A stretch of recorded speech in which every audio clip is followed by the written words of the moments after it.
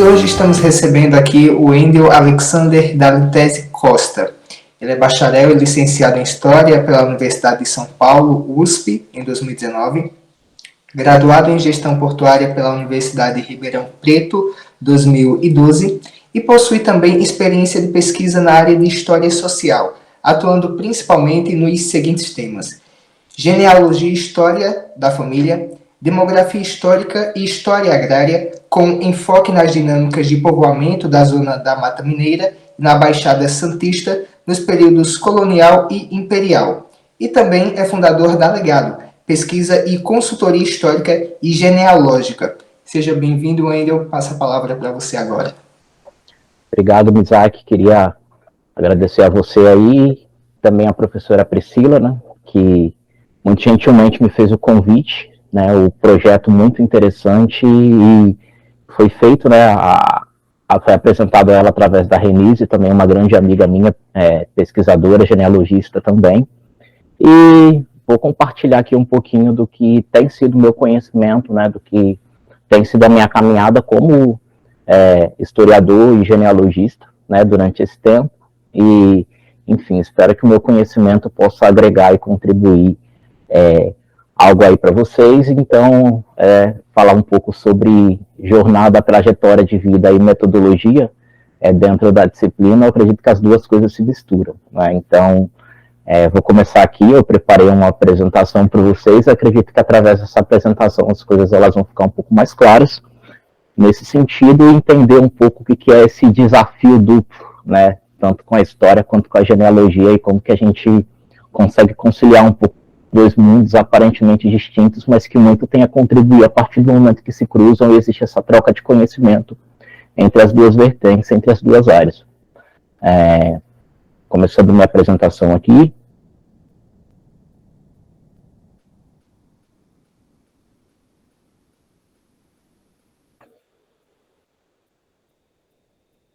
Só me sinalizem que está tudo certo, vocês estão conseguindo visualizar aí.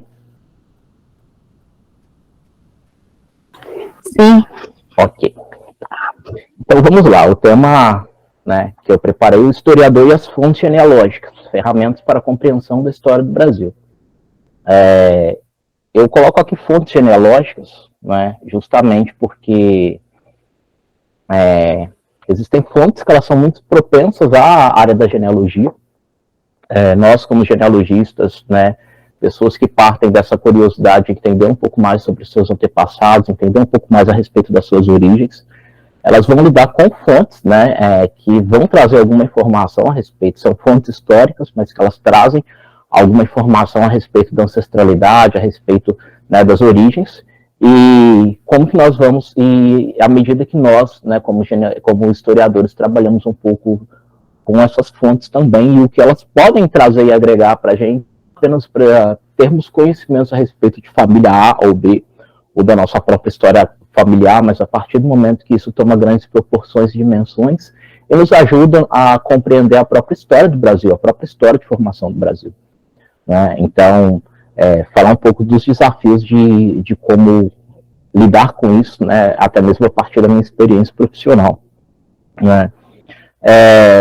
E o historiador, eu acredito assim, que quando eu entrei no meu período de graduação, eu fui movido pela genealogia, né? A genealogia, ela me levou para a história, ela me levou para a busca de uma formação acadêmica dentro da área, né? Aos meus 18 anos de idade eu me encontrei e falei: é isso que eu quero fazer para a minha vida, ainda sem entender muito qual era a função de um historiador e o que ele fazia, mas foi justamente através das histórias, dos relatos familiares, da minha necessidade de descobrir um pouco mais a respeito da minha própria origem, da minha própria história.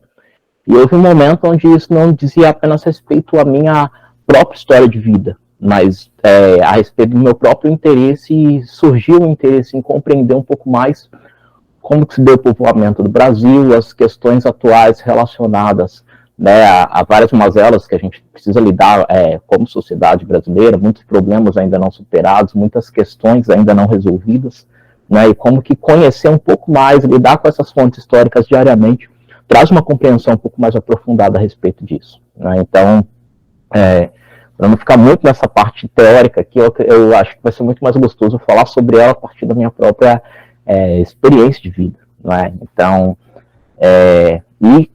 enfim, comentar um pouco a respeito dessas fontes. Então, assim, minha jornada dentro desses universos, ela começou de uma maneira muito legal. 18 anos, né, frustrado com a faculdade de arquitetura, que eu não gostei. Eu entro naquela fase da crise existencial. E agora? O que eu vou fazer da minha vida? Né? Então, foi quando eu empreendi minha primeira viagem sozinha para o Rio de Janeiro, para Minas Gerais, para casa de alguns parentes meus. Eu tive a oportunidade de estar conversando com parentes mais velhos, que até então eu não conhecia. E ali eu vi um pouco mais a respeito da história da minha família, né? Entender um pouco mais. E eu acredito que entender como a gente faz ciência, como a gente faz pesquisa, né? Nós partimos sempre de uma hipótese, né? Nós queremos compreender, nós temos um problema, né? Nós queremos encontrar uma resposta àquele problema, assim que se faz ciência, e aí a gente vai buscar formas, né, de explorar melhor aquela situação e entender se de fato é isso ou aquilo. Uma coisa muito engraçada que, assim, eu sempre tive meu sobrenome, que é Dalitese, e desde que eu sou... e o diferente, né, por não ser um sobrenome comum, por eu nunca ter encontrado outras pessoas que tivessem o mesmo sobrenome que eu, desde a minha infância já me despertou a curiosidade pelo diferente, né, e muitas vezes nós somos atraídos pelo diferente, encontrar uma explicação para o diferente, porque não era um nome tão comum como talvez um Silva, um Souza, ou outros tipos de nomes que são que você vai encontrar muitas pessoas no decorrer da sua vida que partilham daquele mesmo nome de família. Então, no meu caso, é diferente. Eu ouvia falar italiano. E eu fiz, né, foi até a casa de um tio-avô, irmão do meu falecido avô, e eu, para entender um pouco mais de onde é que vem, né, e aí ele compartilhou comigo, a minha avó, ele falando, que no caso seria minha trisavó, era italiana, né, o sobrenome dela é Angela Berton. E ali eu peguei e falei assim, tá, mas e o Dalitese, de onde vem? Ele falou assim, é do marido dela. E aí ele falou assim, meu pai, na verdade, nasceu num navio vindo pro Brasil. Ele era, o pai do meu pai era índio puri. E ali eu já falei, não, peraí, vamos reconstruir essa história aqui que tá tendo um grande conflito de informação, né? Então, na verdade, assim, a italiana casou com o índio puri, teve um filho no navio vindo para o Brasil, e o sobrenome da Litese, onde é que vem o meio de estudo? Então, ali cria o primeiro conflito. Eu falo, não, peraí, alguma coisa nessa história não tá certo, né? Na mesma semana, fui na casa de uma outra tia-avó que me falou que, na verdade, de fato, a minha trisavó era italiana e ela, na verdade, tinha se casado com um africano, sofrido muito preconceito da comunidade italiana na época, só que também não explicava a origem do sobrenome, né? Não explicava. Né? Então, uma versão era que era índio, né? A outra versão era que era africano, indígena de um lado, africano de outro, e nenhum dos dois assim trazia uma explicação concreta para mim. E aí eu tive meu primeiro momento de loucura, né? Essa nossa aventura, ela nos leva para lugares assim e fazer cada tipo de coisa que a gente pega e fica olhando e fala assim, poxa, não acredito que eu fiz isso. Com 18 anos de idade, entrei no ônibus e fui para uma cidade de Minas Gerais chamada São João Nepomuceno. Eu tive contato com uma outra tia-avó minha em Minas Gerais, ela me deu a certidão de nascimento de casamento dos pais dela. Então, assim, eu já tinha uma pista de onde encontrar a certidão de nascimento do meu bisavô para saber o que o pai dele era. Se era italiano, se era africano, se era indígena. E vai lá eu, numa cidade desconhecida, me encontrar com um desconhecido que ia me levar supostamente até o cartório, lá eu obteria mais informações. A brincadeira deu certo, né? Então, e aqui eu já começo a falar um pouco a respeito dos primeiros registros, né? E eu vou falar um pouco aqui sobre registros civis, que é um dos documentos que nós genealogistas trabalhamos à exaustão, né? Eu acredito que ele seja aí o principal documento que uma família que nós vamos trabalhar quando nós estamos lidando com pesquisa, com relação aos nossos clientes, ou na nossa própria árvore, então falar um pouco sobre os registros civis. No momento que eu pego a certidão de nascimento do meu bisavô, um documento de 1891, e eu recebo aquele documento em mãos, ali a minha hipótese havia se confirmado. Porque porque eu não aceitava nem a versão de que ele era africano, nem a versão de que ele era indígena, o meu trisavô. E estava lendo o documento com todas as letras a partir do momento que eu tive aquilo de um cartório, né? Aí tá lá, nessa cidade são janeiro de 1891, nessa cidade de São João Nepomuceno, só de Minas Gerais, e meu cartório compareceu Antônio Dalitese, italiano, né? E ali fala que, na verdade, ele teve o filho dele, né? Então, ali eu tinha um documento que comprovava, né?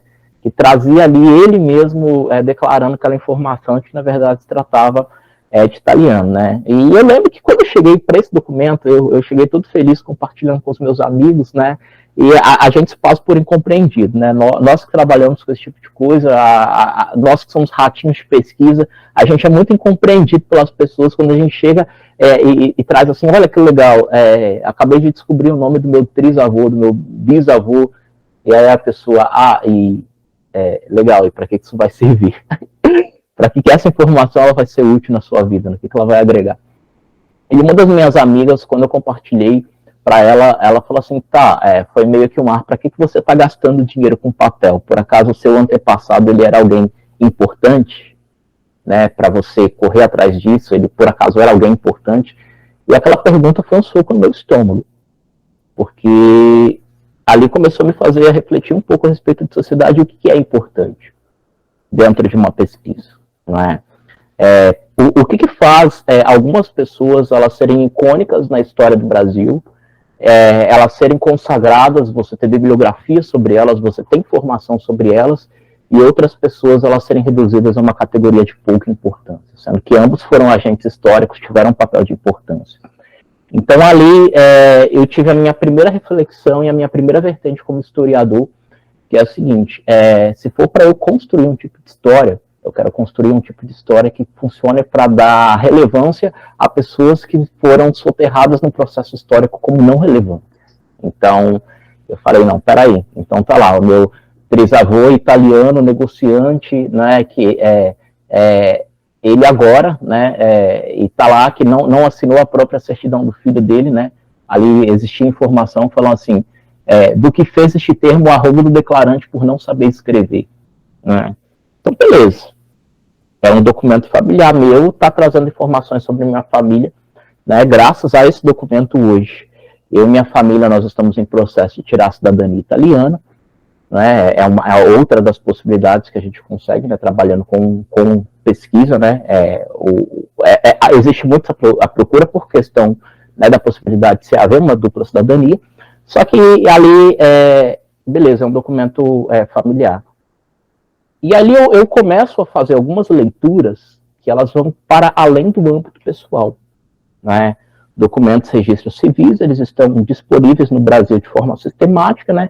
Desde 1889. Ele antecede um pouco ao período republicano no Brasil, né? Ele já começa a valer através de lei no Brasil, ainda no período imperial, desde 1879, mas é a partir de 1889 que ele se torna obrigatório. Então a gente sempre parte do pressuposto na pesquisa. Se nós temos antepassados que nasceram, se casaram ou faleceram de 1889 para cá, né, existe uma grande possibilidade que haja esses registros. A gente tem um pouco dessa impressão na pesquisa, que muitas pessoas têm, e é um dos mitos que eu quero derrubar. É muito antigo, não existe. Nós temos informações de documentação no Brasil desde o século XVI, né? Nós conseguimos acesso a informações desde o período medieval, quando a gente está falando da Europa, Idade Antiga. Então, o fato de, muitas vezes, é mais uma questão de nós não sabermos o caminho de acesso a essas informações, do que simplesmente reduzir a algo, eu não tenho como eu descobrir porque o documento não existe mais, era uma cidadezinha antiga, morava no meio do mato, era roça, então... essas ideias de que não existe acesso à informação por conta desses fatores limitadores é algo que a gente precisa muito derrubar na pesquisa. Só que assim, levando esse documento para um contexto mais amplo, por exemplo, o que eu percebo? Está ali, né, e ali, através desse documento, também tive a possibilidade de puxar, né, e um outro, né, e aqui, falando um pouco, né, a respeito agora sobre história oral, né, eu acabei de desconstruir história oral, né, falando que existia uma versão aqui, existia outra versão aqui, quando você chega no documento é outra coisa. Não, é justamente o contrário, né? ela tem essa importância, né? Mas a gente precisa entender que a história oral ela está sempre sujeita à memória do narrador, né? Ela vai assumir diferentes perspectivas, né? Através das impressões que aquela pessoa teve, né? E ela vai se alterando no decorrer do tempo. Então a gente precisa entender a raiz de onde que aquela história, de onde que aquela narrativa está sendo formada.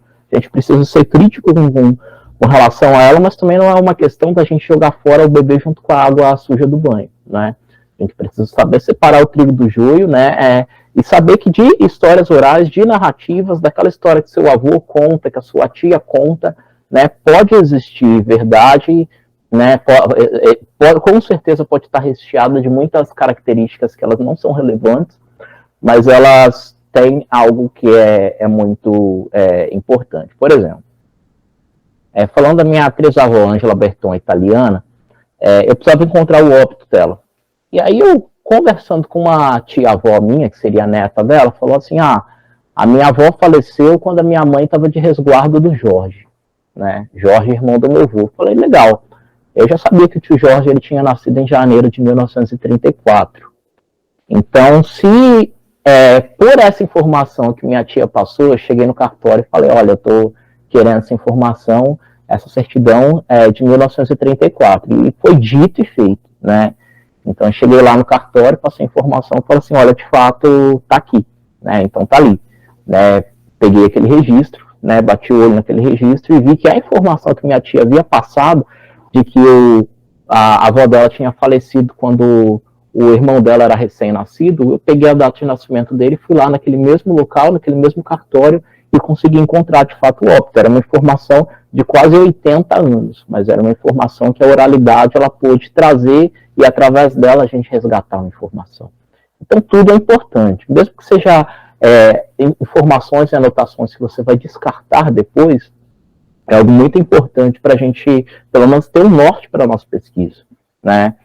E, na sequência, né, ainda falando sobre os Dalitesi, ainda falando sobre a origem italiana da minha família, eu quero falar um pouco sobre os registros de imigração, né, que eles têm uma importância muito grande. Comecei a pesquisar variações do sobrenome da minha família, sabendo já, pressupondo de que do italiano para o brasileiro houve variações quanto à nomenclatura. E, de fato, houve, né? Basta saber que, por exemplo, minha mãe ela tem 6 irmãos e cada um dos 7, contando com ela, tem a grafia do sobrenome de um jeito diferente do outro. E aí fala assim, beleza, qual é o certo? Como que eu vou encontrar a raiz dessa família? E aí, de fato, vou lá, né, pesquisando documentação, testando variações. A gente precisa muito trabalhar com essa técnica, né? A gente que trabalha com pesquisa, que aí você tem um nome, tenta sem o T, tenta com H, né? E testando variações, né? José, você vai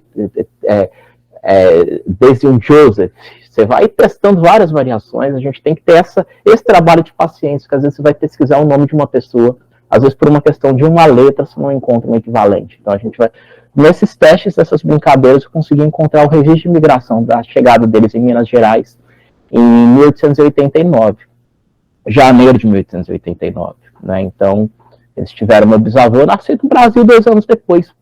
E ali a informação do meu contexto pessoal, ela começa a ganhar um contexto mais amplo. E aí eu já vou conversando com aspectos da história do Brasil. Por exemplo, por que a chegada da minha família foi em 1889? Não é? Eles vieram da Itália para trabalhar nas fazendas de café de Minas Gerais. Por qual motivo? Aí você logo contextualiza aquilo que a gente está falando sobre o Vale do Paraíba Mineiro. A gente está falando sobre uma região que na segunda metade do século XIX explodiu por conta da questão do café. E a base econômica daqueles latifúndios, daquelas fazendas, né, daquela elite agrária, era mão de obra cativa e africana. E a partir do momento que a gente tem a Lei Áurea em 1888, 13 de maio, existe essa necessidade de se atrair essa mão de obra imigrante, né, para substituir esse trabalho na lavoura. E aí, ótimo, então quer dizer então que a minha família, eu não estou falando só a respeito do fato da minha família ter vindo da Itália para cá, mas aí eu já estou trazendo isso para um contexto mais amplo. E esse caso dos Dalitesi é muito interessante pelo seguinte, quando eu fui pesquisar a respeito do pai do italiano, que no caso é o Giuseppe Dalitesi, eu encontrei um documento dele de 1848, né, do período do Risorgimento, no período da unificação italiana, E aí eu percebo que, na verdade, o nome dele está rolado entre os soldados que defenderam as fronteiras no norte da Itália do avanço austríaco. Né? E ali, quando eu peguei e lido com aquele documento, eu lembrei do meu segundo ano do ensino médio, da aula do meu professor falando sobre a unificação italiana. Eu corri no meu caderno, olhei para aquilo, 1848, comecei a ler sobre a Primavera dos Povos, e aí eu falo, uau, eu aprendi isso na escola. Eu tive essa experiência de aprender sobre a unificação italiana na escola, só que agora é diferente, porque eu tô lidando com um documento aqui, está mostrando que a minha própria família, ela fez parte disso, fez parte desse processo histórico. E aí eu falei, olha, isso é importante, isso é relevante para mim. Então, eu acredito que, falando como historiador, mas também como professor de história, apesar de eu não exercer a profissão, eu acredito que o ensino da história e de qualquer outra disciplina, ele se torna muito mais interessante a partir do momento que a gente aproxima ele da nossa realidade. A partir do momento que a gente se depara com aquilo, você percebe, olha, eu faço parte desse processo.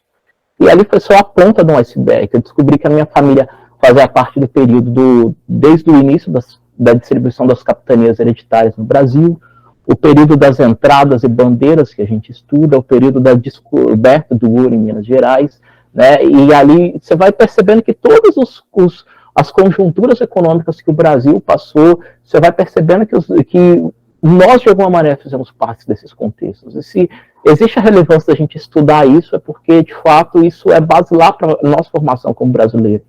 Então, é um outro olhar. Então, vai percebendo que nesses movimentos que eu fui fazendo, eu percebi que o que era apenas meu interesse particular na minha história familiar, ele foi começando a ganhar proporções maiores e me levar para um contexto muito mais amplo para conhecer um pouco mais a respeito da história do Brasil. Né? Então, entender um pouco mais a respeito dessas questões do que faz aquele que veio a ser considerado menos importante, né? Enquanto outras figuras elas vão ser consideradas mais importantes. Então, é justamente isso, entender quem de fato são os agentes sociais na formação do território brasileiro e a gente conseguir entender, né? Ser crítico com relação a isso. Outro tipo de documento que eu quero falar, gente, eu separei alguns documentos para a gente falar sobre eles, vou procurar ser bem sucinto neles, né, mas para pelo menos a gente conseguir ter uma base do que a gente trabalha, né, e de como que a gente tem que ser crítico com relação a esses documentos. Eu fui descobrir a possibilidade dessa documentação, que são os processos de habilitação de casamento, muito tempo depois. Né, desde o Código Civil de 1916 no Brasil, né, existe a obrigação de que quando dois nubentes eles têm a pretensão de registrar esse casamento, né, diante de um juiz lavrado em um cartório, você precisa comprovar, ambos precisam comprovar que eles estão habilitados para exercer o matrimônio, né? Então, obviamente você vai precisar de testemunhas, você vai precisar apresentar uma série de documentação comprobatória, né? Entre esses documentos, por exemplo, a certidão de nascimento dos noivos, né, declaração de idade dos pais, naturalidade dos pais, e tudo isso fica arquivado no cartório, né? Nós chamamos de processo de habilitação de casamento. E aí é interessante que eu, sabendo da possibilidade que o cartório arquivava isso, porque até então eu não tinha esse conhecimento, eu fiz o pedido, por exemplo, da certidão de nascimento do irmão de um avô. E aí eu olho para aquele documento, né, eu começo a folheá-lo e eu descubro, por exemplo, filho legítimo de João Pereira da Silva, natural do distrito de Mar de Espanha, onde nasceu a 10 de maio de 1876, falecido nesse distrito em 24 de julho de 1931. Então, olha que interessante, né?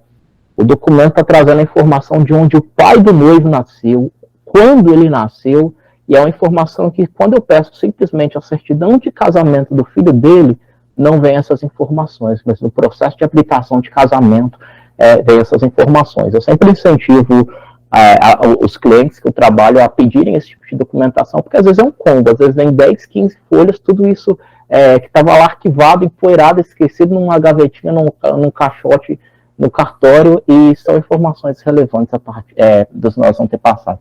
A gente, infelizmente, tem muita essa dificuldade no Brasil desse acesso às fontes, porque quem é que registra? No primeiro momento é a igreja, né? No segundo momento o Estado, através da figura do cartório, mas tudo isso ainda está dentro do âmbito de particulares, né? está dentro da esfera do pároco aqui, está dentro da esfera do oficial de registro civil aqui, só que não são informações no âmbito particular, se a gente for parar para ver que elas são informações que trazem respeito, são a respeito da nossa história, são a respeito da nossa formação, e tudo isso é de grande importância para nós. Tá dando para me ouvir? Vocês estão muito em silêncio, só mesmo para eu me certificar que tá todo mundo ouvindo e conseguindo acompanhar aí para eu prosseguir, ok? Sim, tá tudo certo, tanto os slides como o seu áudio. Bacana. Tá tranquilo, né? Tranquilo, então deixa eu continuar aqui. Essa ferramenta é uma ferramenta muito nova, mas eu acredito que ela é de uma importância muito grande. Aí nós estamos falando sobre os exames genéticos de ancestralidade, não é?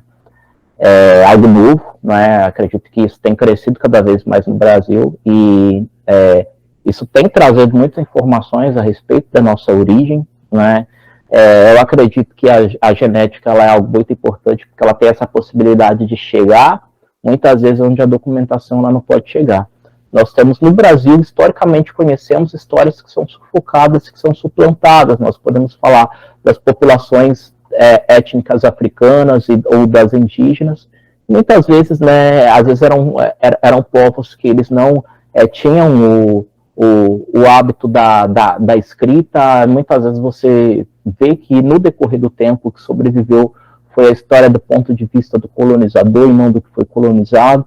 Então, é muito comum nós temos esses apagamentos, né, de o indígena ser batizado, ele receber um nome europeu, receber um nome católico, a mesma coisa com o africano.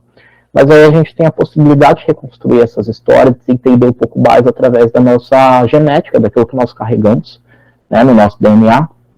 Um dos casos muito interessantes que eu tenho na minha família é com relação ao meu tio-avô do Rio de Janeiro, que eu compartilhei sobre eles há pouco tempo. Eu fiz o teste de genético dele, né? E o que existia de informação na família era que a bisavó dele tinha sido pega a laço, né? Então é muito comum. Se a gente tivesse num programa de auditório aqui, eu falaria para levantar a mão com a aposta de que pelo menos 50% de todo mundo que estava assistindo ia levantar a mão. Quem aqui tem pelo menos, por história de família, um ancestral que nasceu num navio ou uma indígena que foi pega a laço? Então, são os mitos mais comuns que a gente carrega dentro desse nosso universo da pesquisa. E ali eu fiz teste de DNA dele, porque já existia na família a narrativa, a história, né, de que a avó Luzia, ela tinha sido pega a laço, de que na verdade ela era indígena. E quando eu faço o teste de DNA do tio Juca, ele descendia dela em linha matrilinear. Então, ele era filho de uma filha da filha dela. Então, eu consegui, eu sabia que, na verdade, o DNA mitocondrial dele ia confirmar ou refutar essa hipótese de que ela era indígena. E ali eu peguei e quando eu lido, né, eu pego, né, percebo que ela era do grupo L, que é, na verdade, um grupo africano, né, de predominância subsaariana. Eu chego na conclusão de que os exames de DNA estavam sugerindo que ela era de origem africana. E é muito comum a gente lidar com essas questões, onde, por exemplo, no relato a fulana era indígena e foi pega a laço. E aí quando você vai lá e faz o teste de DNA da pessoa, né, você percebe que na verdade ela vem de uma linhagem indígena, de uma linhagem africana, aliás. E ali, conversando com um amigo meu, Marcos, que é genealogista, ele traçou uma teoria que para mim fez muito sentido. Falou assim, a questão do preconceito. Como você, numa sociedade, vai justificar, por exemplo, a sua pele escura, né, e ser aceito por uma sociedade, né, altamente preconceituosa, racista, eurocêntrica, né, e justificar isso de uma maneira onde você possa ser aceito e inserido, né, de uma maneira onde você não sofra represálias. Então é muito mais fácil você justificar, né, provavelmente pessoas que são mestiças, pessoas que são frutos do estupro, da questão do dono de escravos com relação à africana.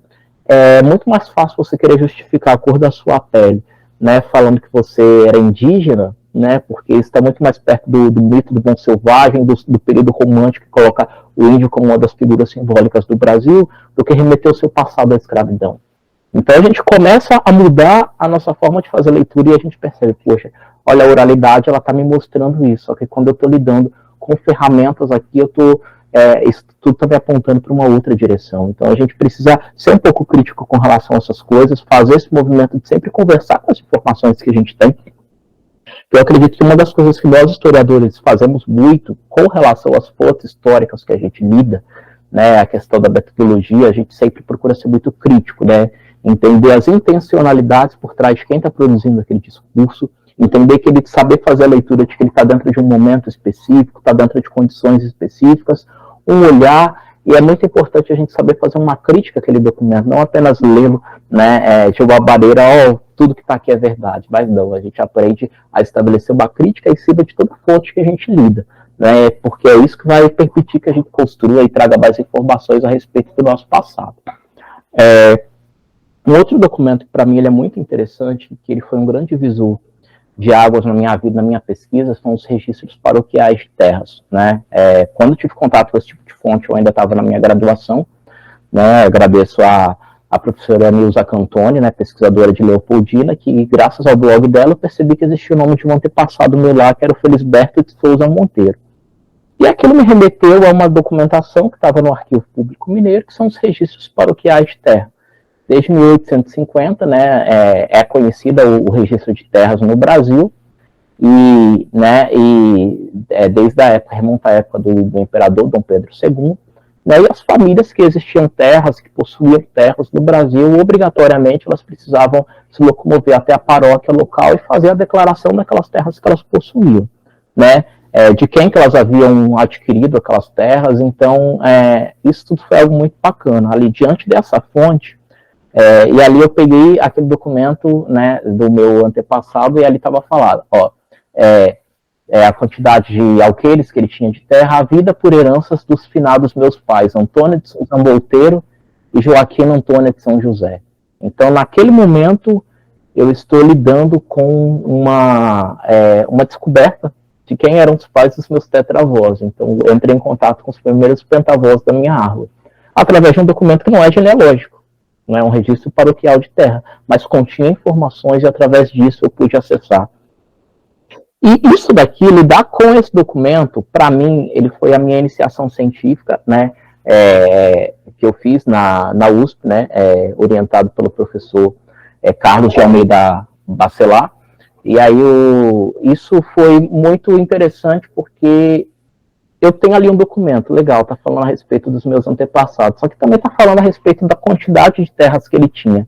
O que era isso comparado com os vizinhos? Ele era rico, ele era pobre, né? Quem eram os vizinhos que ele refere? Porque aqui, de um lado do documento está falando que ele tinha terras, do outro está falando que ele não sabia ler nem escrever, né? Então precisou de um vizinho que assinasse por ele.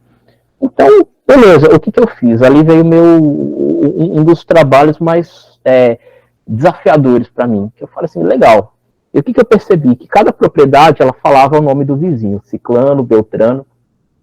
Então, o que eu fiz? Comecei a ler todos os registros paroquiais de terras e encaixar, como se fosse uma espécie de quebra-cabeça. E ali, né, hoje, eu fui descobrir depois que existiam outros pesquisadores que já tinham trabalhado com isso, desenvolvido como metodologia, chamada de georreferenciamento, né? Através das informações, os referenciamentos de terra, a gente poderia reconstituir, né, reconstruir o histórico de ocupação daquela localidade. E aí resultou, por exemplo, nesse mapinha que eu estou fazendo aqui, estou mostrando aqui.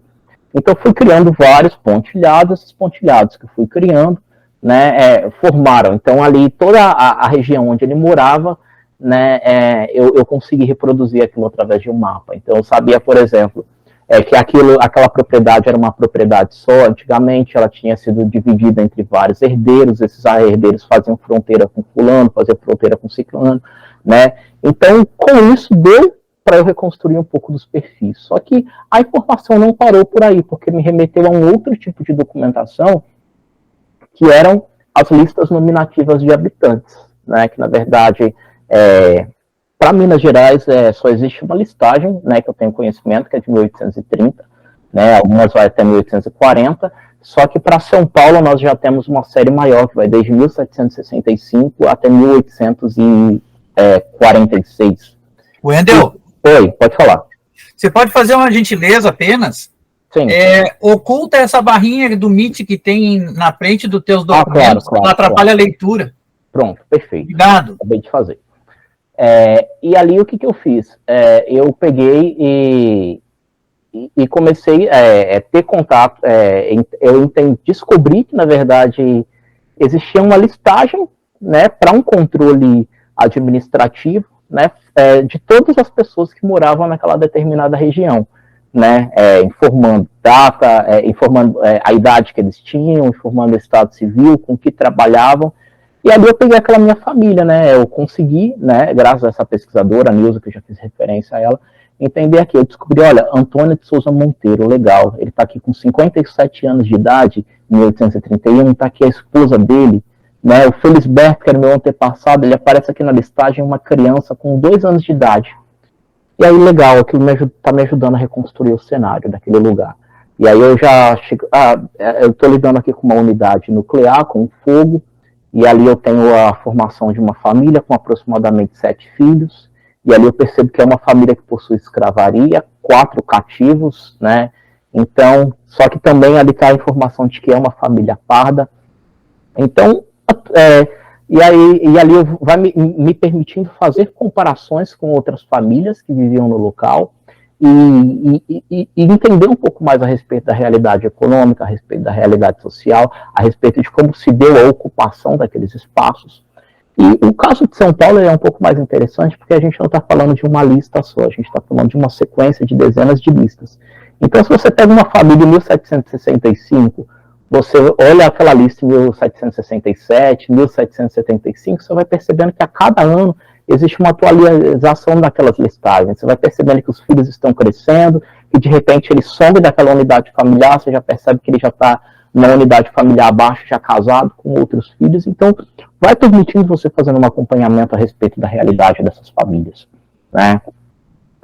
Falando um pouco também agora sobre os registros paroquiais, esse é um dos casos bem interessantes, né? Existem muitos mitos e verdades sobre isso, né? A gente tem a ideia, mas fulano na minha família é descendente de escravizado, então não tem registro. Até o escravizado aí precisa ter registro, porque é a maneira que o dono vai conseguir provar, né? Que o fazendeiro vai conseguir provar que faz parte da propriedade dele. E aqui é um dos casos interessantes, né? De Conselheiro Lafayette, da minha família, né? De uma antepassada minha N-avó, e está aqui falando sobre ela, né? Não sei se vai ficar muito claro para vocês ali, mas a gente já tem essas manhas de decifrar documento antigo. A gente pega, o pessoal fala assim, como é que você consegue ler documento com essas letrinhas? Esse daí que está na tela para vocês é um de 1765. Falei, técnica, primeiro documento que eu peguei e tive esse desafio foi a certidão de nascimento da minha avó, né? Eu bati o olho e falei, não vou conseguir ler isso. Mas aquilo, o exercício constante vai dando pra gente habilidade e a gente vai percebendo que esse tipo de documentação tem um padrão. Então aqui, por exemplo, aos 16 dias do mês de junho de 1765, na capela de São Caetano, e ali as informações, né? Filial dessa matriz, Nossa Senhora da Conceição do Campo dos Carijós, batizou e pôs os santos olhos a Ana, inocente, parda, filha natural de Ângela, crioula, escravo de José Gonçalves Viana, o qual a mandou batizar por Forra. Então, olha a informação que eu estou trazendo a respeito de uma antepassada minha, que é a Ana, né, que depois ela vai assumir o nome de Ana Petronila de Jesus. Ela é parda, uma criança batizada parda. Filha de uma Ângela crioula, que era escrava do José Gonçalves Viana, e que ele mandou batizar a criança por Forra, ou seja, a criança ela foi alforriada no ato do batismo, né? O que é importante a gente analisar num documento não é só aquilo que está escrito, mas aquilo que está omisso nele. Essa criança não tem nome de pai. Mas aí você percebe que o senhor, né, o fazendeiro, ele batiza aquela criança e no momento do batismo a criança ela é alforriada. Aí você começa a fazer algumas leituras. Né? Por quê? Né? E aí você vai percebendo que é uma realidade comum. Será que, na verdade, ela não seria uma filha dele ou fazia parte do contexto familiar? e por ser filho ele não vai alforriar ela. Então são várias questões aí que a gente precisa sempre interrogar, extraindo essas informações através dos documentos que eles têm para fornecer para a gente. E esse caso aqui da minha família é interessante. Eu vou falar sobre outro tipo de fonte, que são os inventários e testamentos. Esse daqui é um dos meus ancestrais, que é o Manuel Gonçalves Viana, que ele foi um dos maiores traficantes de escravos de Minas Gerais, né? Ele trouxe foram 55 navios que fizeram esse trâmite entre a África e o Brasil, e, na verdade, ele desembarcou 18 mil africanos aqui, em terras brasileiras, né? Ele, no momento em que é descoberto o muro em Minas Gerais, 1705, em que está ocorrendo a abertura do Caminho Novo, do Rio de Janeiro até as Minas de Ouro, e ele consegue, uma das sesmarias, nesse caminho, nessa região, ali de Conselheiro Lafayette, Minas Gerais. Então é alguém com várias conexões. Pelo testamento deles, percebe que ele deixou uma série de parceiros comerciais, ele vai deixando uma série de informações que vão ajudando a entender um pouco o que foi aquela realidade, né? Então, aquilo, né, que foi, nós carregamos aí o sangue do colonizado e do colonizador, né, do açoitado e do açoitador. E o testamento dele fala o seguinte: declaro que sou solteiro e tenho 3 filhos naturais, a saber, prestem atenção nesse relato, esse é um documento de 1746.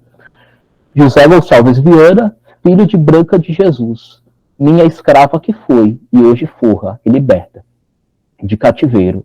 Mateus Gonçalves Viana, filho de Marcela Rodrigues, Soares, minha escrava que foi, e hoje forra e liberta, do cativeiro. E Luísa Maria da Conceição, no tempo que esta era solteira, Conceição, filha de Maurícia Maria da Conceição, do tempo que esta era solteira, minha escrava que foi e hoje forra e liberta, do cativeiro. Então, peraí, vamos entender o que aconteceu aqui. Manuel Gonçalves Viana, um dos maiores traficantes de escravos que teve em Minas Gerais, era solteiro, só que teve filhos com 3 africanas, com 3 escravizadas diferentes, né? E a partir do momento que elas geram essas crianças, elas são alforriadas. Então, o que isso está me trazendo de informação? A realidade do que é a realidade da mulher cativa, da mulher africana, que ela é trazida e incorporada à sociedade brasileira, né? Então, era para ser só informações genealógicas, mas aí está me desvendando um pouco a respeito das entranhas da formação do produto do povo brasileiro, né? E assim, já praticamente finalizando aqui, falando um pouco sobre as dispensas matrimoniais, né, que são documentos bastante importantes também, às vezes por questões de impedimentos litúrgicos, por questões de impedimentos canônicos, 2 pessoas elas não podiam se casar entre si, então elas precisavam pedir dispensa ao bispo, né, da região, né? Aqui é o caso, por exemplo, de uma dispensa de Mariana, né, que está arquivada em Mariana, tive contato com ela recentemente, tive que viajar até o local, e aqui desvenda para a gente uma questão que é um caso assim, muito curioso aqui, né, que a dispensa revelou, que, por exemplo, eu me perguntava por que esse ramo colateral meu saiu da região onde eles moravam e foram se casar numa outra região de Minas Gerais totalmente distante. Aí quando você pega a dispensa matrimonial, você entende que, na verdade, ele já tinha tido relações com a irmã da noiva, e aí, de repente, ele vai lá e rapta a noiva, né, se casa num outro lugar porque o irmão queria matar. E aí descobre que, na verdade, o pai dele dela era também um homem rico e poderoso e queria matar, né? Então, por conta disso, teve que fugir para um outro local e desse local pedir dispensa para o bispo de Mariana para ele poder abençoar o casamento. E ali é muito forte as justificativas que elas são usadas na dispensa matrimonial. Fala assim, mas por quê? Eu preciso casar com ela porque eu sou um homem branco, ela é uma mulher parda e ela já foi deflorada e ela não vai encontrar nenhum outro homem, ela corre o risco de morrer solteira, e por eu ser branco e ela ser parda, justifica o fato de eu querer casar com ela, né? E ele já teve relações com a irmã, que era prostituta, né? Segundo o relato dele. E aí você descobre que ambas eram filhas de de uma africana, e essa africana ela teve filhos com 3 homens diferentes, né? É por vontade dela, aí são os questionamentos que a gente faz, ou por causa do lugar social onde ela está, onde ela é passada e vendida com a mercadoria. Então, são informações que a gente vai extraindo para entender um pouco mais, e através de documentos, de fontes que eram só genealógicas, a gente vai reconstruindo um pouco da nossa história do Brasil, né? Então, foi rápido, mas assim, foram 10 tipos de fontes que eu queria passar para vocês, é que eu já praticamente estou encerrando minha fala, né? Existem várias outras fontes, né? Eu apenas citei algumas. O nosso universo ele é muito amplo, né? Onde existe uma possibilidade de encontrar alguma informação, a gente vai atrás, né? Eu posso falar sobre recortes de jornais, habilitações de gênero, que era quando pessoas tinham pretensão ao cargo eclesiástico, né? Cartas de pedidos de sesmarias, processos judiciais, né? Processos, crimes, atas de câmara, né, processos inquisitoriais, que também são bastante interessantes, bibliografias, né, das mais diversas naturalidades, que às vezes elas trazem bastante informações a respeito das famílias, algumas vezes em regiões onde nem existem mais fontes documentais, né. Uma dica que eu sempre dou para quem lida com pesquisa é que quando você está pesquisando um determinado local, a gente sempre precisa fazer esse trabalho de prospecção de fontes, de levantamento, entender tudo que possa existir de fonte naquele local, de documento que possa ser útil, levando sempre em consideração os diferentes momentos que aquela região passou, administrativamente, política, jurídica, eclesiástica, né, porque as fronteiras vão mudando, né, aquele povoado, beleza, a documentação aqui vai só até 1808, onde é que está a documentação anterior a isso? Porque antes de 1808, isso daqui era um distrito pertencente a tal cidade, então eu vou buscar informações naquela documentação de lá. Então a gente sempre tem que ter essa sensibilidade, entender os diferentes momentos de ocupação, né? E o que eu acredito sobre reconstrução da história do Brasil? É muito interessante, porque à medida que eu estou trabalhando aqui com a minha história genealógica, eu trabalho com a história de um cliente aqui, trabalho com a história de outro cliente ali, eu estou criando uma espécie de feixe, e estou percebendo padrões que são comuns em todas as histórias, em determinada região, né? A gente vai conseguindo ter uma visão do macro, a gente vai conseguindo ter uma visão mais ampla, e muitas respostas, né, para entender um pouco mais a respeito do nosso próprio histórico de formação, a gente vai adquirindo com essa vivência, né? Então, só que ainda é um desafio muito grande, porque se levar em consideração que, infelizmente, nem todas as fontes de pesquisa elas estão disponíveis ao pesquisador, né? Às vezes as pessoas acham que a gente é como se fosse do FBI e tem lá, na verdade, uma planilha, né, com dados da população geral desde o momento que o Brasil começou a população até hoje. Infelizmente não é assim, né? Nem os próprios cartórios ou as paróquias detentoras dessas informações, elas têm isso digitalizado, elas têm uma lista, elas têm, dependendo do caso, varia muito de caso para caso.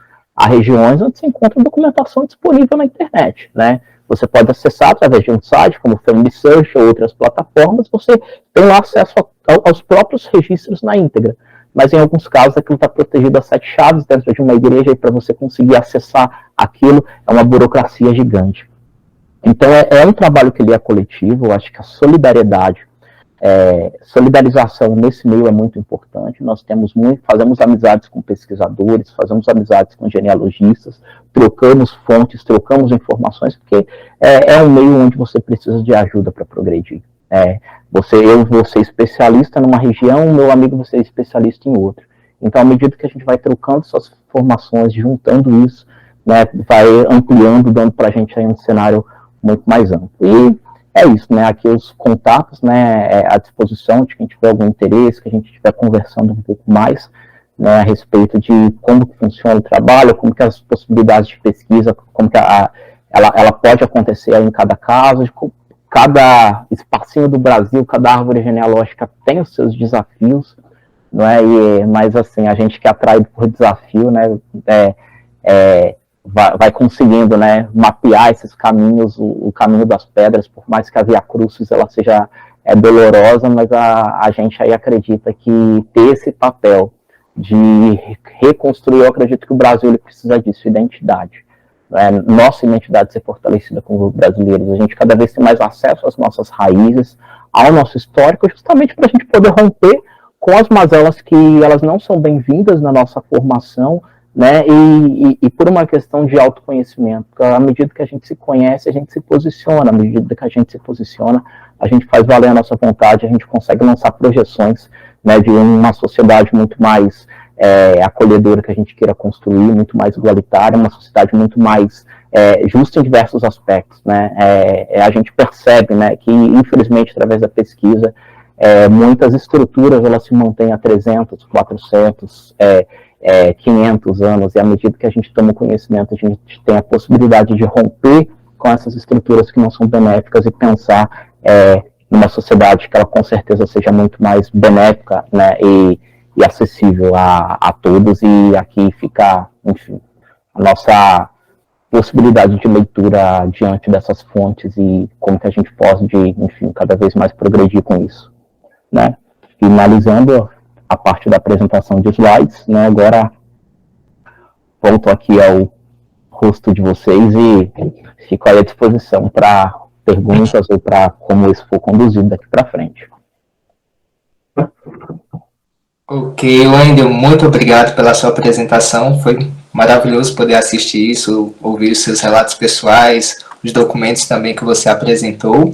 E agora a gente vai abrir uma rodada de perguntas, dúvidas, né? Então, quem tiver alguma dúvida ou quiser fazer algum comentário, sinta-se à vontade para abrir o microfone e falar, ou até mesmo perguntar no chat. Eu vi que tem uma pergunta aqui no chat, eu vou ler, vamos iniciar, né? Tem uma pergunta de Priscila. Nos cartórios houve algum tipo de resistência para conseguir algum documento familiar? Se sim, como conseguiu resolver? Existe algum tipo de protocolo? Muito complicado, na verdade. Essa é uma pergunta extremamente difícil de se ter uma resposta, infelizmente, porque não existe uma padronização a respeito de como lidar com cartórios no Brasil. Desde valores que são totalmente variados, né, por exemplo, minha irmã, ela está me ajudando a correr atrás da documentação italiana, né, para a cidadania italiana para toda a família. São 34 documentos diferentes que a gente fez o levantamento. E eu falei para ela, você vai ficar responsável por essa parte de entrar em contato com os cartórios. É o mesmo tipo de documento, só que cada cartório tem uma exigência totalmente distinta e totalmente diferente do outro, né? Vão ter cartórios onde você vai pedir uma habilitação de casamento e eles vão fornecer aquilo para você sem praticamente custo algum, com te mandar digitalizada no seu e-mail, perfeito. Já tem outros que não vão nem saber o que é isso, né? Então, cada lugar é uma realidade, né? Então, às vezes o próprio pessoal do cartório ele vai dificultar o acesso à informação. Aí você vai falar assim, eu tô aqui passando, fulano nasceu em tal data. Aí vai falar, mas aí tem que pagar pela busca. Mas eu tô te passando a data exata do que eu sei que está registrado no cartório. É muito difícil esse diálogo, é algo que exige uma paciência muito grande. Muita gente existe da pesquisa genealógica só nessa parte de ter que lidar com o cartório, porque realmente é um desafio muito imenso, né? Mas eu acredito que assim, é muito mais uma questão de você ter jogo de cintura e saber conversar, né? A pessoa vai falar, mas eu não posso fornecer esse tipo de informação. Você fala assim, não, mas de fato isso é possível, né? Você tem a possibilidade de fornecer tal dado, então às vezes você tem que pegar essas pessoas e conduzir pela mão. Às vezes não são pessoas que elas têm essa aptidão para ler o documento antigo, às vezes são pessoas que você vai pedir uma busca e por simples preguiça elas vão falar, não achei o documento, quando na verdade o documento está lá no cartório. Acontece muito, né? Então infelizmente é um desafio, né, que a gente tem que lidar, né, e eu acho que envolve muito mais, não é uma questão de tanto protocolar, é muito mais uma questão de jogo de cintura, de você saber conversar, saber explicar, entender que em tal cartório funciona dessa maneira, falar, olha, mas é possível, eu já consegui esse documento dessa maneira, e ali ir instruindo, né? Às vezes é muito serviço de você pegar pela mão. Mais alguma pergunta? Não sei se ficou claro, enfim. Sim, o professor Xisto levantou a mão com a palavra, Xisto. Wendel, você me ouve direito? Porque eu estou aqui pelo celular. Sim, estou ouvindo. Bom, parabéns pela exposição, parabéns pela trajetória, né, pela contextualização e pelo compartilhamento. A minha questão é bem objetiva, é assim, porque um tema como esse que você se dedica, ele demanda muito, assim, atividades em parceria, né, você ter outras pessoas também que estejam pesquisando, que possam estar trocando figurinhas. A minha pergunta é, existe algum tipo de rede de pesquisadores dedicado a esse tipo de pesquisa, onde você possa trocar estratégias, metodologias, experiências? Esse é o primeiro ponto. Aqui no Brasil, né, se você conhece, se existe fora do Brasil, se você conhece algum, mas principalmente aqui no Brasil.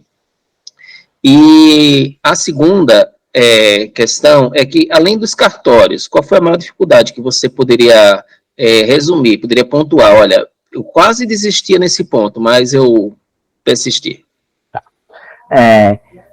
Professor, né, Xisto? Isso. Todas as redes que eu possuo, elas me são redes muito úteis, mas ao mesmo tempo elas são redes muito informais. Não existe a formalização, né, de uma rede de pesquisadores que troque figurinhas. Eu acredito que vai muito, até porque, no meu caso, eu lido com locais muito diversos, eu faço pesquisa no Brasil inteiro. Então eu sei as pessoas com quem eu preciso trocar figurinhas, se eu preciso de uma documentação no Nordeste, por exemplo, se eu preciso de uma documentação em Minas Gerais, eu sei os parceiros a quem recorrer. A gente vai ganhando esse conhecimento do meio, né? Então, eu acredito que cada cidadezinha ela vai ter pelo menos um historiador, um pesquisador, um memorialista, alguém que seja a pessoa mais apropriada, um grupo de pessoas mais apropriadas. Então, depende muito. Se você for levar em consideração que numa determinada cidade, quando você vai trabalhando uma árvore genealógica, você vai ampliando, às vezes você tem 4 avós, os 4 nascidos em estados diferentes, você está falando de 4 campos de pesquisa totalmente distintos. Né? Infelizmente, só que é muito uma questão de, a partir do momento de você ir trocando essas parcerias, elas são parcerias que elas foram se construindo, né, no decorrer do caminho. Eu tenho aí, por exemplo, os meus amigos que trabalham com pesquisa em Minas Gerais, né, os meus primos pesquisadores, aí a gente trabalha ali na região de São João Nepomuceno, tem os que trabalham na região de Juiz de Fora, que eu vou encontrando essas pessoas, né, tenho os meus amigos que também trabalham com genealogia sefardita, né, que tem sido um dos nossos maiores desafios, a gente vai trocando muitas figurinhas e parcerias desse meio, mas infelizmente eu não saberia indicar para vocês um meio formal. Eu acredito que seria até importante que isso existisse, né? Eu acredito uma rede que fosse fortalecida cada vez mais nesse sentido. Tudo se dá muito nesse âmbito da informalidade e das amizades que a gente vai construindo mesmo no decorrer do caminho. E com relação aos problemas de maior dificuldade da pesquisa, eu acredito que a maior dificuldade nem é lidar com cartório. Eu acho que a maior dificuldade é lidar, às vezes, com igreja, né, no âmbito paroquial. Porque, assim, às vezes você tem lá o padre que vai daquela paróquia 2 vezes por semana. E quem é que cuida dos livros que estão lá jogados às traças? Geralmente essa parte, quem é que cuida da secretária é a tia da catequese que vai lá e ajuda voluntariamente, mas não tem uma experiência para manusear essa questão de fontes antigas. Então, quando você lida assim, com uma esfera local, onde às vezes não tem pessoas que são remuneradas por aquilo, ou que elas têm uma experiência em lidar com aquele tipo de documentação, e você está numa outra cidade que precisa do acesso àquele documento, precisa fazer aquela pesquisa, é o maior desafio. Então, às vezes, assim, a minha solução para esses casos, quando eu tenho a possibilidade, eu prefiro eu mesmo lidar com a documentação, folhear os livros, entender um pouco daquele contexto, porque é nessas horas que, quando muitas vezes você não está no local, não conhece uma pessoa especializada que possa dar aquele acesso, às vezes é uma questão do próprio documento da igreja ser fechado e o padre falar, não autorizo mexerem nisso, né? E infelizmente algo aí você vai falar, vou fazer o quê? Né? Lidar com essa questão. Ou às vezes também é uma questão de às vezes ter o acesso, mas você não ter as condições e o meio de ir até aquele local, né? Então, são os momentos assim onde você fala, poxa, eu desisto, né? Ou quase desisto, né? Aí não é uma questão de desistir, mas de esperar uma ocasião oportuna, o jogo virar para você conseguir ter acesso àquela determinada informação. E é isso. Wendel, tem uma pergunta no chat e também o João, ele levantou a mão aqui. Você quer responder primeiro a pergunta do chat ou as duas perguntas eu posso já liberar? Pode ser na ordem que foi feita. Ok, então primeiro a do chat foi a Patrícia, ela pergunta, se tratando do estado de Minas Gerais, quais as principais fontes? Tá. Eu acredito que assim, existem 2 espaços detentores de fontes em Minas Gerais, que eu acredito que eles são de importância muito grande. Uma, nós estamos falando do Arquivo Público Mineiro, que ele conserva as mais variadas documentações em termos de natureza administrativa, de natureza, enfim, política, né? Por exemplo, esses censos populacionais estão no Arquivo Público Mineiro, registro paroquial de terras no Arquivo Público Mineiro, né? Ou registros de imigrantes do Arquivo Público Mineiro. Então, eu acredito que é um espaço que vale a pena ser conhecido. Até pouco tempo atrás, eu tive em Belo Horizonte, infelizmente ele não estava disponível para pesquisa presencial, por conta das limitações devido à quantidade de pessoas, mas enfim, eles têm um acervo já muito grande no próprio site do Arquivo Público Mineiro, e enfim, tudo isso acaba estando disponível, né?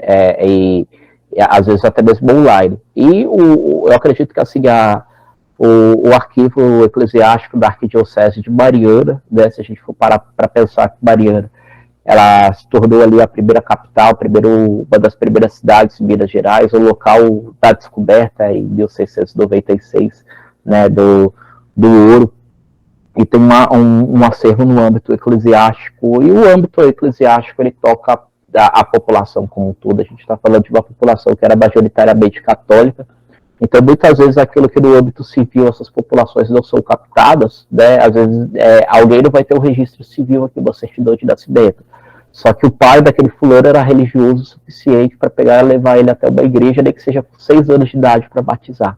Então, eu acredito que essa documentação do âmbito eclesiástico ela vai ser muito efetiva nesse sentido. Também temos o Tribunal de Justiça de Minas Gerais, que hoje ele tem procurado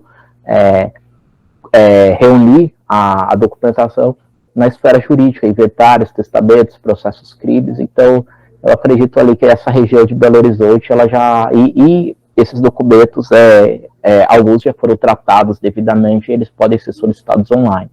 Eu acredito que em Minas Gerais essas sejam as 3 principais instituições aí do meu conhecimento para que a gente possa ter acesso a informações. Então, não se trata de um documento, são instituições detentoras de uma série documental que pode ser muito rica para pesquisa. Próxima pergunta.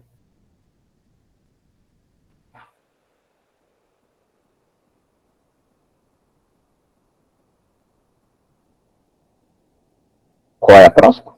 João Alberto. Tudo bom, Wendel? Parabéns pela tua exposição. Eu entendo muito bem o sacrifício que tu passou e tu vem passando, e certamente vai continuar passando. Eu estou na genealogia desde 1970, então já estou calejado. Mas é interessante o que tu falas sobre os arquivos, porque é bom saber que arquivo é arquivo público. Todo cartório deveria ser público. Os registros não pertencem a eles, não pertencem ao cartorário, pertencem ao povo, ao público. E as igrejas não são arquivos públicos, porém são arquivos de interesse público. E eu, como arquivista que sou, a lei define que arquivos públicos e de interesse público, quem os gere, quem os gesta, deve manter a mesma qualidade, ou seja, ele deve preservar, ele deve cuidar, deve higienizar, manter a guarda, não deixar estragar. Resumindo, é o que não acontece, né? E com relação aos acessos, você já deve ter percebido que eu já trabalhei e trabalho ainda com o Family Search, né? E que tu mencionaste há pouco. E realmente, o Family Search é o maior repositório de imagens digitalizadas do mundo. E tem imagens de praticamente todas as cidades brasileiras, né? Imagens de cartórios que permitiram a digitalização e de igrejas católicas e não católicas que permitiram a digitalização dos seus registros, né? Mas uma coisa para quem está pesquisando, que é bem interessante, seria criar uma conta no Family Search. Essa conta ela é gratuita, não precisa ser membro da igreja. Se for, a única diferença que vai ter vai ser uma parte eclesiástica lá, que interessa aos membros. Portanto, todo o conteúdo que tem no Family Search, ele é para a humanidade, ele não é para membros da igreja, né? Ele pertence à humanidade. E o que eu acho engraçado, que a gente sofre muito, eu estou com o exemplo do Falácio dos Sefarditas, né? Eu descobri há 3 meses atrás que o meu 13º avô é sefardita, o famoso pé de açúcar lá em Portugal. E eu precisei da linhagem. E tive que achar essa linhagem, achei essa linhagem num dos registros católicos, que não foram digitalizados. Aí eu fui atrás e consegui. Aqui eu tenho uma cópia da imagem. Aqui eu tenho uma cópia da certificação feita no cartório, que custou R$10. E aqui eu tenho o recibo da secretaria da igreja, que me cobrou R$250. Pagou barato ainda nesse. Baratinho, né? Então, quando eu falo a respeito de arquivos públicos e de interesse público, eu não sei por que há esse tipo de cobrança. Principalmente em livros que estão... Isso aqui é um livro de 1799. Eu cheguei ao ponto de oferecer o restauro, porque eu sou restaurador. Eu cheguei ao ponto de oferecer o restauro em troca das imagens. E não. Então, desculpa eu tomar esse tempo todo, tá? Mas eu acho que só como um adendo para o teu sacrifício, para que tu passas, e que as pessoas, provavelmente quem lida com genealogia no grupo já deve ter passado, mas parabenizar pela tua vontade, porque é difícil encontrar pessoas que estejam hoje interessadas em genealogia e que não estejam interessadas especialmente e apenas em cidadania, que é o meu caso.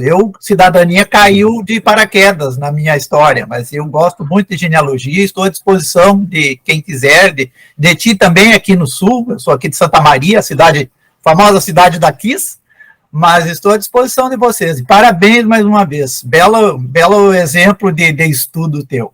Parabéns. E, por sinal, é uma região aí muito difícil, complicada a gente pesquisar. E Santa Maria, essa região aí de Sete Povos das Missões, infelizmente não tem, muitas dessas cidades não têm essa documentação disponível para consulta online, então a gente fica quebrando um pouco a cabeça quando faz pesquisa aí na região. Mas muito bem-vindo seu comentário, suas colocações, João. R$200, nosso preço em Minas Gerais aqui eu falo aqui em Minas Gerais porque eu pesquiso muito em Minas, né? Colegas de pagarem R$1.000, R$2.000 por uma documentação eclesiástica. Então, infelizmente, a gente lida com essas disparidades mesmo, né? Que acabam colocando barreiras à pesquisa, né? E é algo assim que eu acredito que é um próprio atraso para a nossa própria compreensão de história do Brasil, né? Por isso que eu pontuo que é um desafio coletivo. E é muito importante quando a gente soma forças com relação a isso, porque, né, infelizmente, são essas dificuldades que a gente está acostumado a encontrar mesmo. Qual é a próxima pergunta? Professor Xisto levantou a mão, professor com a palavra. Não é bem uma pergunta, é um convite, tá? Nós temos um canal no YouTube, inclusive para parceria. Nós temos um canal no YouTube, inclusive com parceria com o ProSaúde Gel, que é um projeto chamado Gel Conexões de Saberes. E nós organizamos palestras através da mídia social, né, palestras online, toda semana. Aí eu queria já saber se poderia convidá-los, né, para a gente trabalhar esse tema, vocês participando em uma live, como se fosse uma mesa redonda. Se vocês aceitariam participar para relatar experiências, mostrar caminhos, metodologias, só que seria pelo YouTube, tá? Seria aberto ao público.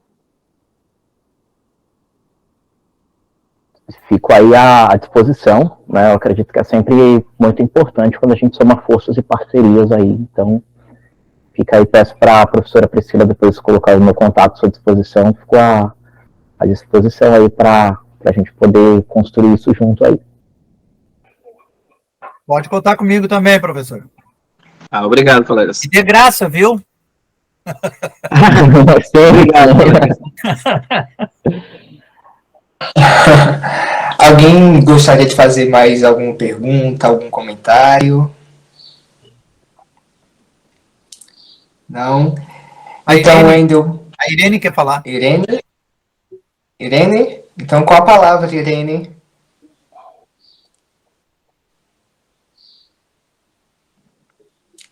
Irene? Acho que ela teve um problema. Mas a Simone... Agora deu certo. Qual a palavra, Irene? Wendel, você sabe que o carinho que eu tenho por você, né? Um menino que a gente se encontrou lá no nosso grupo, né? De genealogistas, os primos, né? De São João Nepomuceno. Para mim é muito, muito importante ver o teu trabalho, né? Você crescendo a cada dia mais. Você é uma pessoa que se doa, né? Você não segura informação. Quando a gente sempre chama de primo, né? Quando um primo nosso pede uma informação no grupo, se você tiver, você sempre dá essa informação, sabe? E eu acho que uma pessoa assim, um profissional assim como você, a tendência é crescer cada dia mais, sabe? Eu tenho muito orgulho de você. Essa tua árvore que você está vendo, que está aí atrás, que vocês estão vendo essa árvore atrás dele ali, isso é trabalho dele, né? Um trabalho lindo, e eu tenho uma árvore dessa. A minha enteada mandou fazer, né, pela empresa, né, legado, e eu só não coloquei na parede ainda, que eu estou organizando umas coisas em casa, né? Mas essa árvore é lindíssima, sabe? Isso daí foi o Wendel e a equipe que fez. Então, eu gostei demais, Wendel, de ver a tua palestra, né? E muito obrigada a todos que estão aí, tá? Eu fico muito feliz de te ver de novo. Humildade sua, Irene. Na verdade, assim, o apreço que a gente vai construindo pelos nossos colegas de profissão é mútuo, né? Então, já tive a oportunidade de crescer muito na pesquisa com a Irene, né? Agradeço aí, né, todo o carinho, né? E a tantos, que é o que nós vamos construindo, né? Ela é um caso dessas pessoas que são parceiros que a gente vai desenvolvendo, né? Estamos trabalhando com pesquisas juntos, né? Ali na região de São João Nepomuceno, os Furtado de Mendonça, os Medina, né? Vamos trocando essas figurinhas, né? Construindo muitas coisas juntos, né? A gente fez um trabalho, uma força-tarefa ali, né? Um pegou na mão do outro aí para a gente conseguir, pelo menos, organizar aqueles arquivos, né? Que estavam as traças ali em São João Nepomuceno, aqueles inventários e testamentos, né? Cheio de cocô de pombo ali no chão, e a gente teve a oportunidade ali de somar esforços, né? Conseguir, pelo menos, dar a mínima condição ali até que outras providências sejam tomadas, né? Então, agradeço aí, eu acredito que realmente é isso, né? Esse meio de compartilhamento mútuo, né? Porque nós somos muito isso, né? Quem são os meus colegas de profissão, os meus colegas do meio da genealogia, sabem que a gente é esse meio mesmo de trocar informação, de um ceder para o outro, de um pegar na mão do outro e falar, olha, essa informação vai ser útil para vocês, né? Então é assim, né? Obviamente a gente tem o nosso interesse profissional, eu que trabalho profissionalmente com isso, não é? Mas acima de tudo, né, a gente fica muito feliz quando a gente tem essa possibilidade de contribuir uns com os outros. Também eu acredito que é assim que a gente segue adiante, né? Ninguém vai dar conta de uma árvore genealógica inteira sozinho, sem a parceria. Wendel, tem mais duas perguntinhas aqui no chat, tá certo? O Rafael Santos, ele pergunta sobre essa dificuldade em encontrar as informações que em tese seria de direito, aí ele abre um parênteses, fora a má vontade de um servidor, você encontra dificuldades vindo de grandes proprietários de terra, políticos ou famílias influentes em determinada região? E logo em seguida, quando você responder, eu faço a pergunta de Priscila, ok? Nunca me ocorreu, né? Tem uma pesquisadora amiga minha que eu tive essa preocupação, principalmente eu que trabalho com essa questão de história agrária.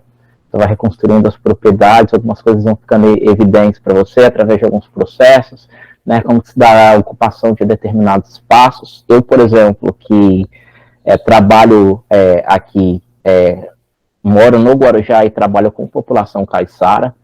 A gente sabe que as populações caiçaras, elas estão aqui desde o início da colonização, e desde finalzinho da década de 70 para cá, elas vêm sofrendo com relação ao avanço da especulação imobiliária, os grileiros, muitas vezes proprietários, que se apossam do território que antes não tinha nenhum valor econômico e de repente se tornam, né, os condomínios, né, de luxo à beira da praia, né? Então, a gente lida um pouco esse cenário, né, de entender como muitas vezes propriedades, elas são trocadas a preço de banana, historicamente isso foi construído, né? Mas assim, eu gosto de colocar a minha pesquisa à disposição dessas pessoas que foram injustiçadas dentro do processo histórico. Mas até o momento, né, por mais que eu já tenha ouvido o termo de que essas áreas de pesquisa elas são verdadeiros vespeiros, né, graças a Deus nunca tive problemas com relação a isso por enquanto, né, mas enfim.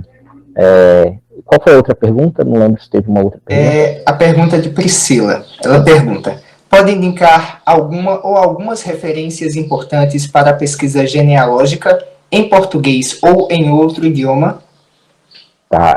Essa parte de referência, para mim, eu sempre quebro minha cabeça com ela. Porque, como acho que a gente está falando sobre genealogia, né,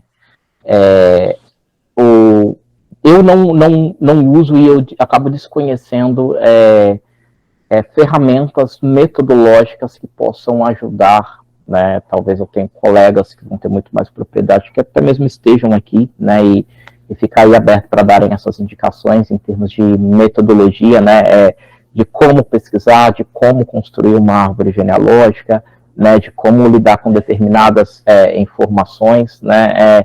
Mas eu acredito que a pesquisa, né, o que realmente ajuda em aspectos de construção, né, eu acredito que ele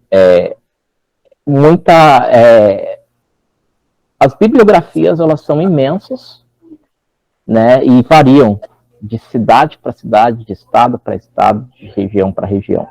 Vou tirar, por exemplo, aqui pelo próprio Guarujá, né, não existia, infelizmente eu sinto que não existia uma bibliografia que suprisse essas questões das lacunas relacionadas à história local, né, e que seriam muito úteis para as famílias caiçaras e para as famílias tribeiras que residiram aqui. Então, a proposta do meu livro, 2 anos atrás, né, que foi a trajetória dos povos que formaram o Guarujá, ela veio justamente para suprir essa lacuna. Agora a gente está trabalhando com um novo livro, uma nova publicação para julho, né, que ela é relacionada a Minas Gerais, né, a uma das fazendas de Minas Gerais, que justamente esse espaço, que também não existia, né, ali minimamente bibliografias, informações. Quando a gente está falando sobre bibliografias relacionadas a famílias, né, às vezes é muito comum se encontrar famílias políticas, famílias mais abastadas, famílias que não se dispõem de mais informações, né? Então você com certeza vai encontrar várias bibliografias que vai poder ajudar. A gente vai falar bibliografia básica de São Paulo. A gente vai ter que falar aí, por exemplo, sobre genealogia paulistana, né?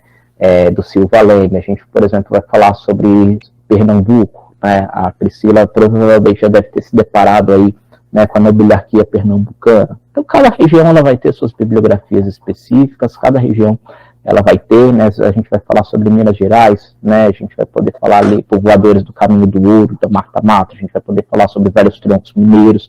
Gente, cada lugar, né, vai ter, né, as suas especificidades, as suas bibliografias próprias, né. Então, aquilo da gente realmente fazer esse apanhado geral e poder estar reconstruindo. Mas, assim, bibliografias básicas, bases que em termos de metodológico e essa instrução, esse passo a passo, é algo que eu realmente lido muito com o aprender na marra, e aí eu fico com a dica do João, né, bora criar conta lá no Family Search e começar a trabalhar aí das bases, né, que com certeza, né, os caminhos vão surgindo e vão aparecendo aí. Simone, pode falar? Ela levantou a mão. Simone? Acho que a conexão dela caiu. Sim, à vontade.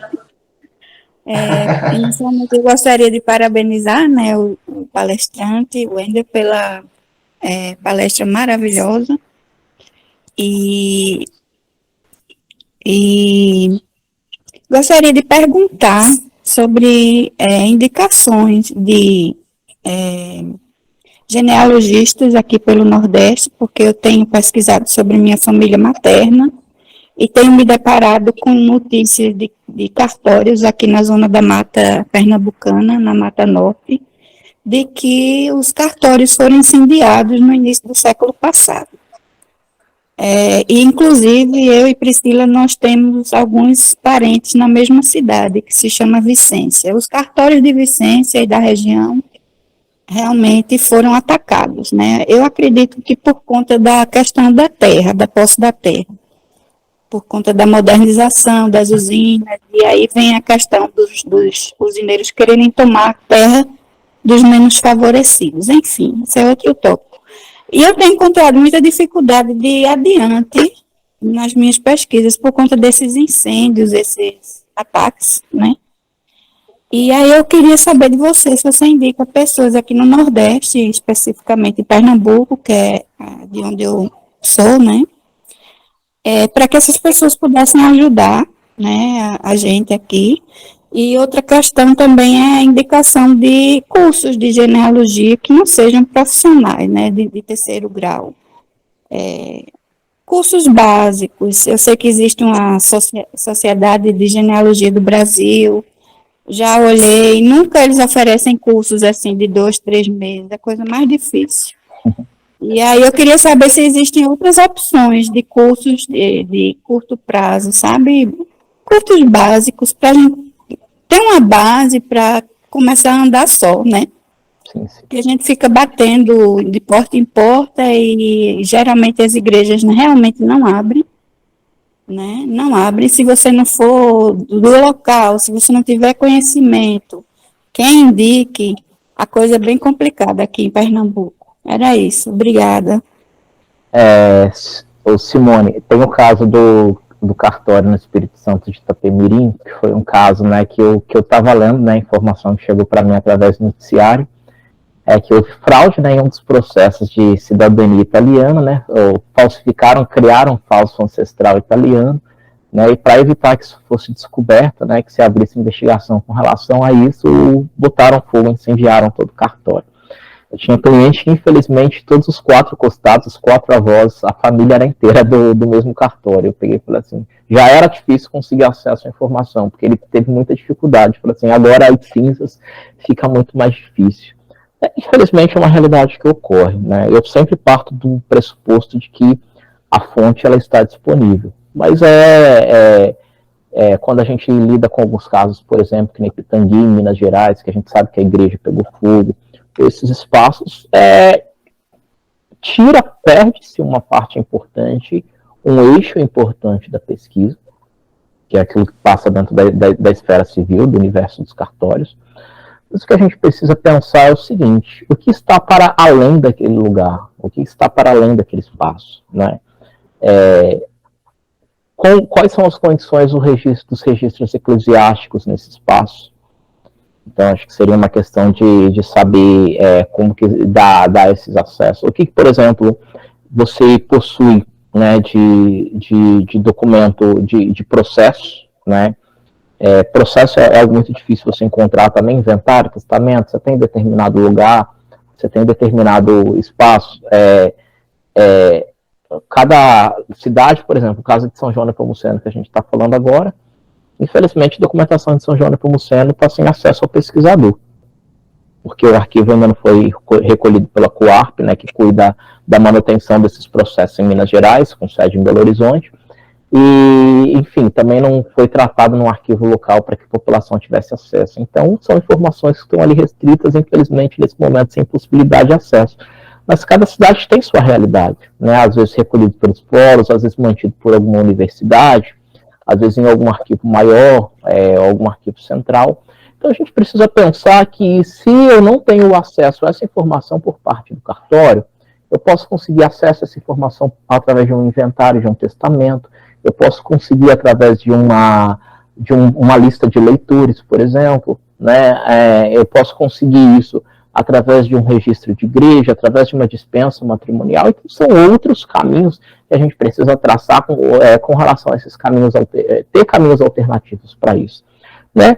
E, assim, curso eu também não teria, assim, indicações a respeito de cursos, né? Eu sempre penso que isso é muito importante, eu vejo que existe essa necessidade. Eu mesmo já me propus a criar um canal no YouTube, né, com dicas, com passo a passo de como proceder dentro desse universo da pesquisa. Só que, assim, vida de pesquisador é um negócio que a gente não para um minuto sequer, né? Demanda cada vez aumentando. A gente sabe que, infelizmente, né, faltam pessoas especializadas em determinadas regiões. É o caso, por exemplo, do Pernambuco. Eu tenho uma quantidade muito grande de pesquisadores, de amigos, parceiros, que lidam muito com a região sudeste, lidam muito com a região sul. Região nordeste do Brasil é sempre muito mais escasso. E nem é escasso tanto pela falta de pesquisadores, mas é justamente pelas dificuldades de acesso à informação. A gente sente, por exemplo, que no nordeste do Brasil, comparando com o sudeste ou comparando com o sul, a dificuldade de acesso à informação ela é gigante, né? Muitas vezes assim. Então, isso acaba fazendo com que, por mais que existam pesquisadores, eles não têm os mecanismos de acesso a essas informações. Porque não basta você ser um bom pesquisador, você tem que ter as condições para acessar aquele material. Então, infelizmente, assim, tem até parceiros, né, que trabalham muito com essa questão do Nordeste, né, só que, infelizmente, assim, para indicação no Nordeste seria uma das regiões do Brasil que eu mais teria dificuldade de indicar pesquisador para você, justamente por conta desses fatores limitadores, né? Ok, mais algum questionamento, algum comentário? Então, Wendel, muito obrigado. Eu gostaria de agradecer em nome da professora Marta Priscila a sua presença e disponibilidade em ter enriquecido a nossa tarde com a sua apresentação acerca da temática que você vem estudando. Eu agradeço em nome da professora Marta, porque, infelizmente, ela está com um problema de saúde, a qual impede que ela esteja falando. Então, por isso que hoje eu fui o responsável pela apresentação. Wendel, muitíssimo obrigado pelos conhecimentos que você expôs aqui para a gente. Muitíssimo obrigado mesmo. Eu que agradeço o convite e sigo à disposição. Ok, muito obrigado, pessoal, pela presença de todos. Uma ótima tarde. Obrigado a todos. Obrigado. Obrigado, um abraço a todos. Até breve, gente. Agradeço. Até. Até breve. Parabéns. Ok.